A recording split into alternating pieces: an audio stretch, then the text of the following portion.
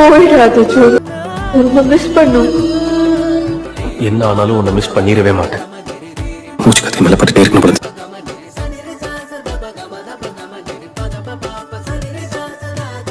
உன்னை நான் ராணி மாதிரி பார்த்துட்டேன்.